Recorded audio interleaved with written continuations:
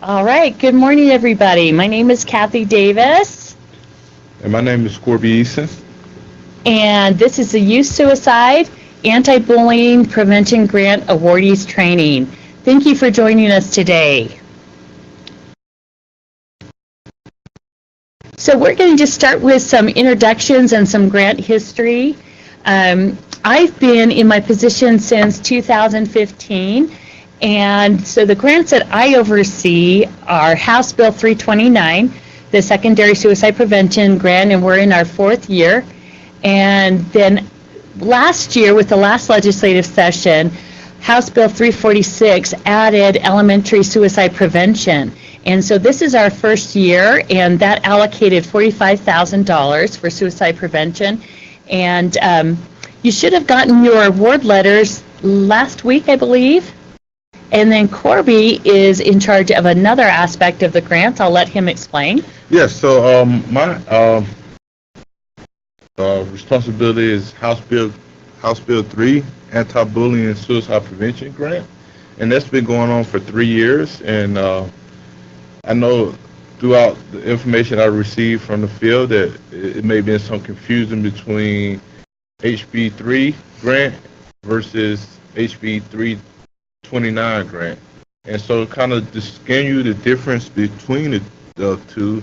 With my grant, the Anti-Bullying and Suicide Prevention Grant, schools are only allowed the max of $500 per school, and the district only allow a max of $10,000 per LEA district. But for a school is the max of $500. And so sorry for the confusion. Next year we'll do a better job of a brief description of all grants, all 3 different grants, and so there won't be any confusion. All right, we just wanted to start the seminar out with showing you a video, and this is the link in which you can go ahead and access the video. It's also on Vimeo and YouTube, but this is something that we wanted to start out with that's really powerful. Mom? Dad? Try to understand. Sometimes I'm gonna be a little impulsive. Sometimes I'm gonna be a lot impulsive. I mean, I'm a teenager. Like when I went through that really bad breakup. To you, it may have been no big deal. But to me, it was my whole world. It was my whole life. Remember when I got arrested? I actually thought that I would never be able to show my face in school again. And when that rumor about me started spreading All over social media. I thought it would never end. Like, I thought the only solution was for me to end. Not to freak you out or anything. But the leading cause of death in Utah For teens, It's suicide. And nearly half of those suicides are from firearms. and sorry, but they're usually yours. So help us out here. because we may be impulsive, but We want to live. Almost all the time. But in case there are times that we forget, keep your guns and ammo locked up safely. Keep your guns and ammo locked up safely. Locked up safely. Because doing this little thing Can make a big difference.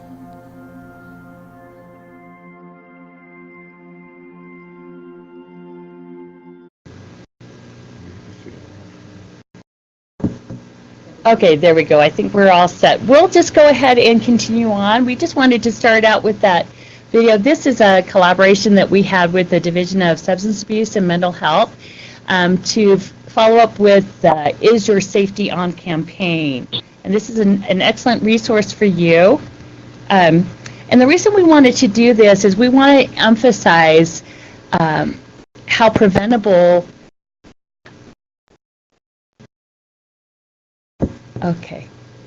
Are you seeing the PowerPoint now? Oh, it's back now. It's back now? Okay.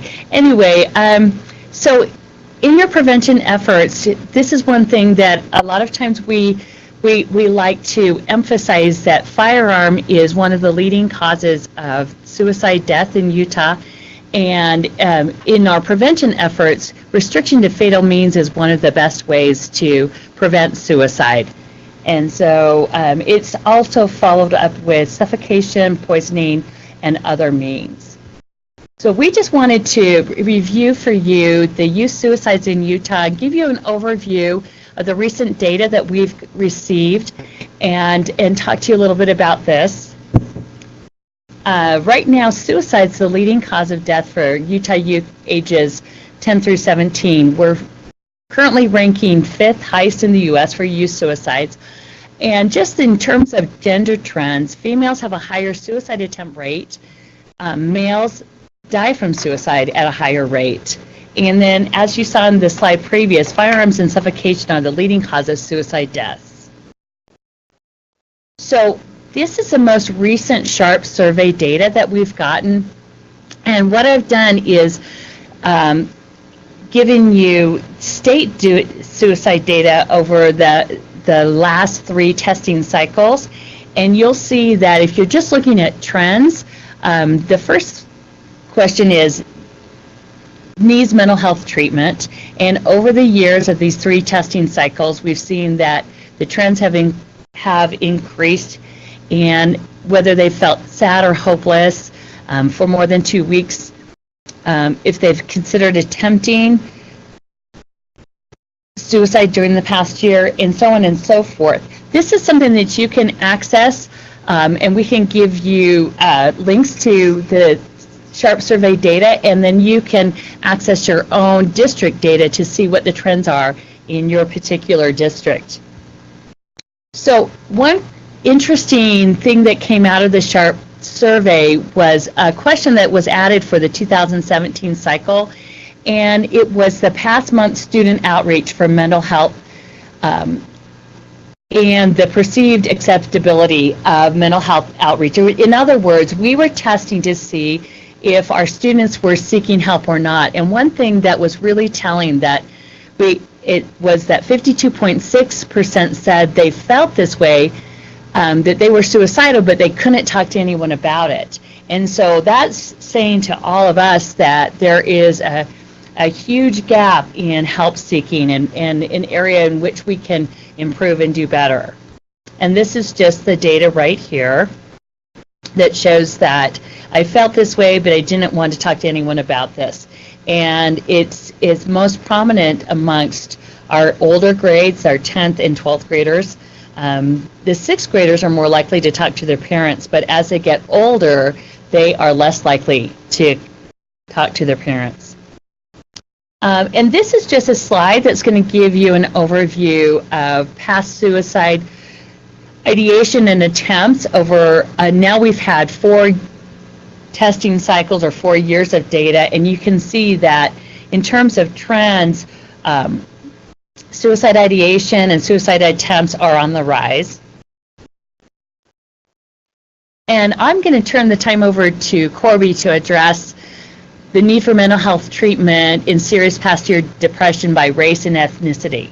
Yeah, so as we disaggregate the data on the question on do you need mental health treatment and service or had serious past depression within the last year, you notice there, you can see that each subgroup on the purple is, the pink is need some mental health treatment, and the purple is feeling seriously depressed. And as you look at each subgroup, you'll notice that the Hispanic population has the highest feeling depressed within the past year based off the survey.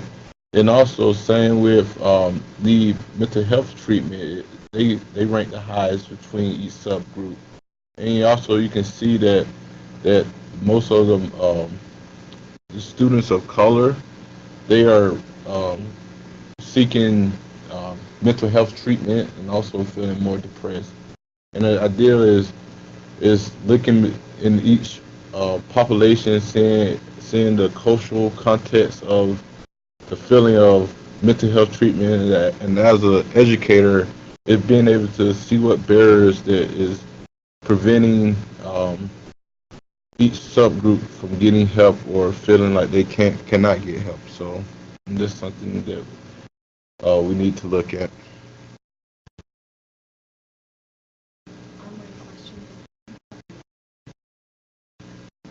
Okay, we had a question, is this Utah or national data? And this is Utah data, so this is data that came off of the most recent SHARP survey in 2017. Also, we look at our local data on the reason that kids are being bullied as being a factor of having a suicide plan. And one of the things that really stood out, that the data showed that really stood out, 51% of the kids that are being bullied is being based on perceived sexual orientation.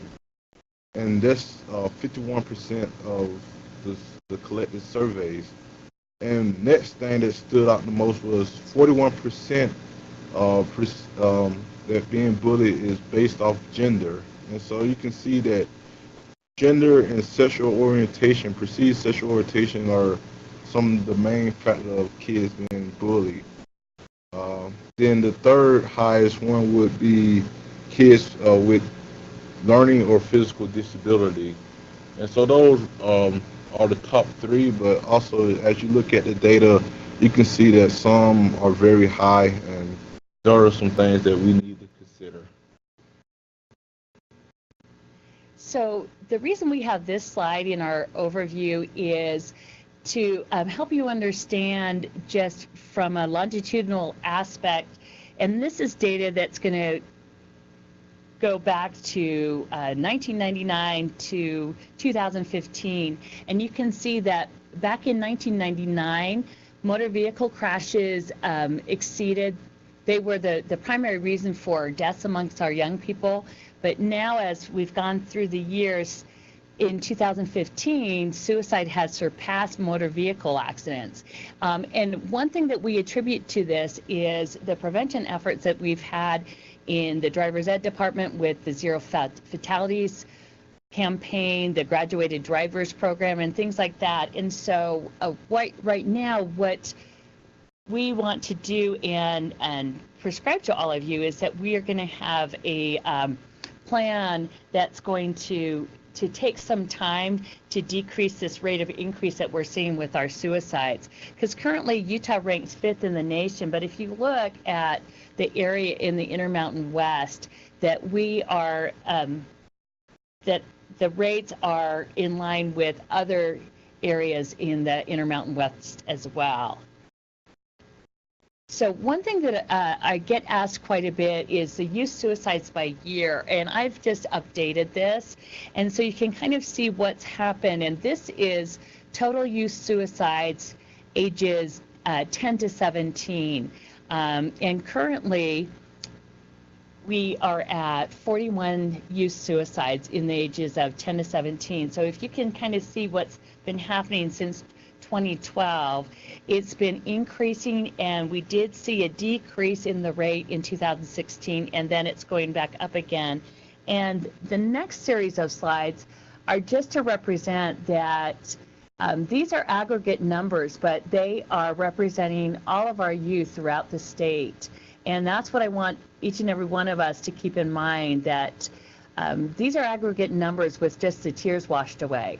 As you look at all the folks that have been impacted by youth suicide.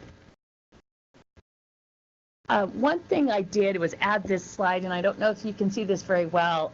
At the most recent Rocky Mountain Suicide Prevention Conference, Jean, and I think her last name is Twenge, I can't pronounce it very well. She has a new book out called iGen, Why Today's Super Connected Kids Are Growing Up Less Rebellious, More Tolerant, Less Happy, and Completely Unprepared for Adulthood.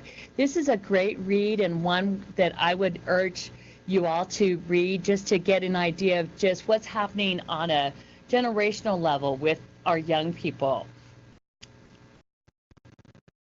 So one thing I want you to keep in mind are the statewide suicide prevention efforts. This is the most recent plan that's just come out. It's a 10-year plan, and just as you've looked at the data, we've seen about a 45% increase in our suicide death rates between 2010 and 2014. And so what we've decided to do is really support a collaborative, multifaceted, community-based work. And as you're doing your grants, we really urge that you have community partners and that you work with your local suicide prevention and anti-bullying coalitions and focus on not only trauma but also loss, and focus on those areas of building resilience, because that will reinforce the protective factors that we want to emphasize for our kids. Fight stigma in all forms and expand your school-based suicide prevention. Oh yeah. So with the new, just to get an update on SafeUT, they have switched platform. They updated their app, and so if your phone doesn't automatically update or your mobile device, you just go to the App Store and update it. And so this is the new platform of SafeUT, and also you should already have your materials sent to your school or your or your LEA. Please contact me if you need material. Then also we'll also really get the new updated form that you can print stuff on your own as well. And so please let me know if you need anything on that part. And this is just a new feature. Again, like I said, it switched platforms, and so you have more user friendly. You can hit the go to our website. You can get the new dashboard training and everything. So if you have questions, concerns, please contact me, Corby Eason, and let me know how I can assist you. All right, and just before we get into a discussion about the grants, I just want to emphasize that 0 suicides is the only acceptable goal, and this is what we want to do here in Utah. And so we're going to go ahead and talk to you a little bit about the grants. So we're talking about the 2 suicide prevention grants, one extending grant funding, that's the $159,000 statewide, at least $500 per school to your secondary schools. And then in addition, last year, House Bill 346 added additional $45,000 for elementary suicide prevention / anti-bullying prevention. So all of those award letters have been sent out, and then we're also talking in behalf of Corby's suicide prevention / anti-bullying grant, which is $50,000. So what we did is collectively we tried to make sure that we could extend as much funding as possible to support your efforts. So just as an overview of acceptable use, and would you mind just reading that so they kind of know what it means? So with the first bullet point is called Strength and Current Prevention and Intervention Post Program. And what we are talking about is being able to provide resources and services by combining with your community partners and coalitions. And also the next one is to purchase prevention, intervention, post-prevention curricula and programming. This is like your suicide prevention program, bullying curriculum, and suicide prevention curriculum. And that's the purchase of the actually curriculum, the program. And also, bullet 2 and 3 is kind of the same thing. Then with my anti-bullying suicide prevention grant, HB3 grant, is allowed for printing material for SafeUT. Again, we have to update those forms. You'll be able to print on your own. You can, and so my max of $500 per school can go towards some printing of material as well. And also with both for Kathy's grant and my grant is personal development and training. We want you to receive PD, personal development on suicide and bullying prevention. And so that's what we want you to use it for. Out. So this next slide is one thing that we get a lot of questions about is what can I write into my grant? What can I write into my grant? I'm just going to go back to the last slide. and just emphasize the state board rule of 620/3/2. This is in board rule. What it's allocated for is to strengthen what you're currently doing and to purchase materials. So basically it's in two categories: the purchase of curriculum and also to provide training or professional development. And so in terms of unallowable items, we want these grant funds, and they're allocated for the purchase of curriculum and sustaining your programs. So these are some of the things that are not allowed, just in terms of like incentives, like T-shirts, gift cards, those kinds of things. Do you want to add to that? Yeah, all these things was in the program assurances, which everyone agreed to, and so we just got to make sure. And then if you have any questions, if you're in doubt, just please give us a call. We'll love for you to hear from you. Then we can talk you through or whether or not it's acceptable or not acceptable. And so when in doubt, because we want to reimburse you the money, but certain items we legally we can't. But please call us and let us know. Okay. So here's the deadlines. What we want to do is, we realize that you've just received the award letters, but if you've made any expenditures so far, please get those into us as soon as possible so that we can start this process of reimbursement and get your agencies, your LEAs, and your charters reimbursed. So we want to do this at least quarterly for our reasons, and also so that you can, on your local levels, close out your books. So just as a reminder, the fiscal year starts from June 30th and goes to, it starts July 1st to June 30th. So that we just need to, we'll rearrange that really quick. Then also, with that, like from beginning of this fiscal year, which was July 1, 2017, and we really would love to have from July 1 of 2017 to December 15th, we would like to have that reimbursement period turned in by the end of the year. So by December 31st. Like, please get that to us so we can just keep update on our books and make it easier for you guys to be able to get your reimbursement, because we don't want it all at the end of the year and not being able to reimburse you guys. And we're just trying to speed up that process and make it all easier for both sides. So here's just an overview of the reimbursement process. So what you'll do is you'll submit your LEA's reimbursement form quarterly. And so as Corby was saying, if you have expended any funds, encumbered any funds thus far, go ahead and get that to us.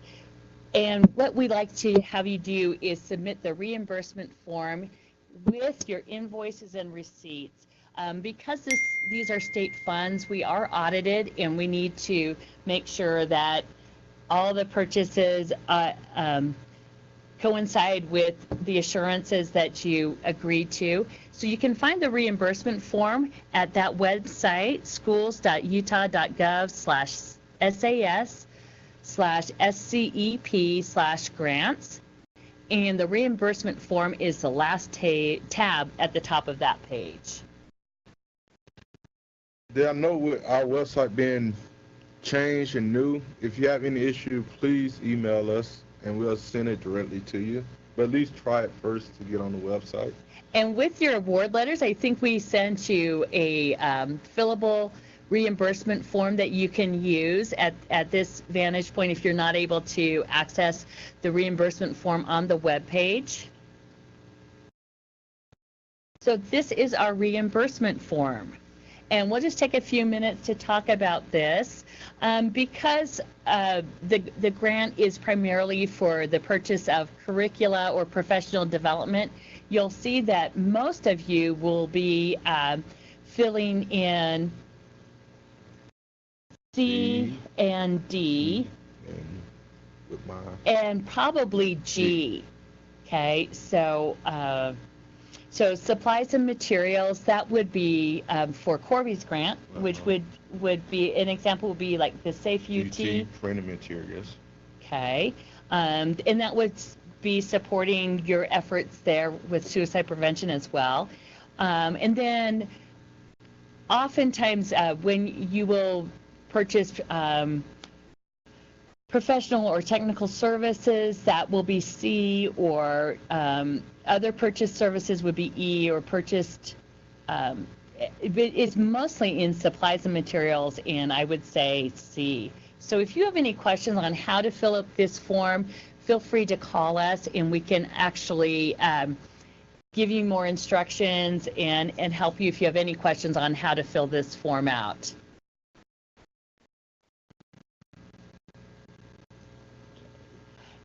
And we're going to turn the time over for questions. I'm just going to, this is our contact information, and then,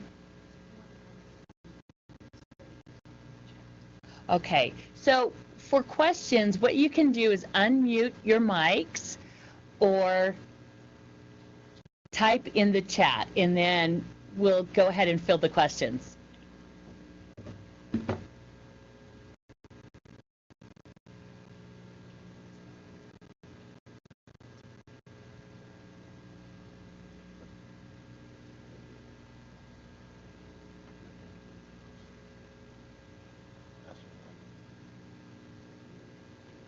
Okay, so we're just waiting for some questions to come in. All right. Are there indirect costs associated with the grant? I've had this question before. This is kind of on a case-by-case basis, but it just depends on the size of your LEA and also just on the volume. But typically, I'd say the short answer would be we want to avoid indirect costs if at all possible. But if you need to call me and you have extenuating circumstances, we can see what we can do on a case-by-case basis, especially in the larger districts. And one person asked to put the contact information back on the screen, and here you go. Here you go. This is also in your grant applications, and also our resource information is on our webpage as well. But the best way to contact me is via email.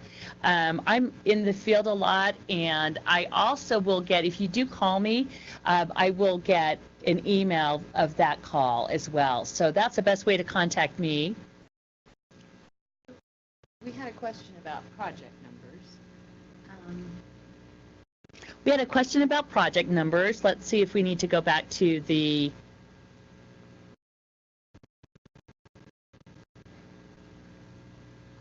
So those have changed. Okay. So that is something that's changed. That may have been on another form. So it's just probably you're telling me to use the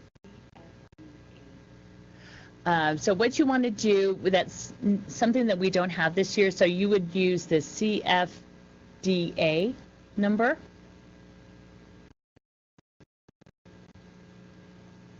And I think we're also chatting back to you on that. Yeah, you can find that on your award letter. You can find the CFDA number on the award letter that your district received, and so that's how you fill in on the reimbursement form.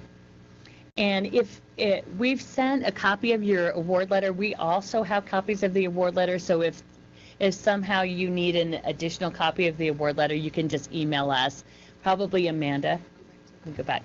So we're going to go back to Just delete it. any additional questions.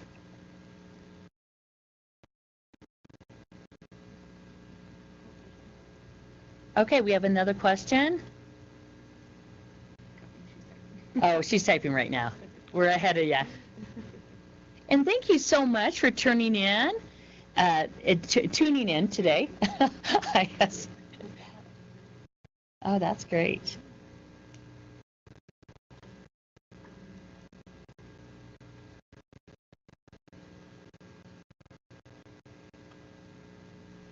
So I think we have one final question, and we're just waiting for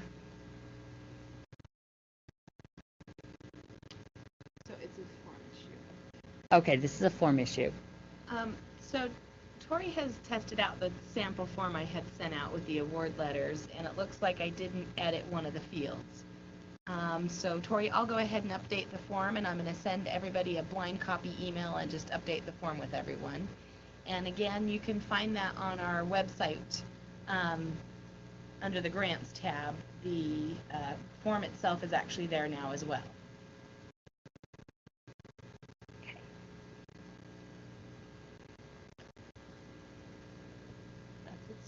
Okay, I think that's it so far, and please don't hesitate to contact us and with additional questions, and if we can provide technical support as you're implementing your grants. One thing that we didn't discuss that we will be doing some monitoring this year, and we'll follow up with an email and probably another follow-up webinar just to see. We just kind of wanted to get you guys going with your grants and answer additional questions that you might have. Thank you so much, and I hope you have a great day.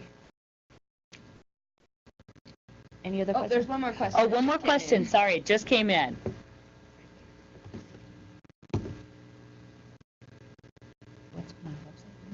No. Okay. We'll see the 3,000.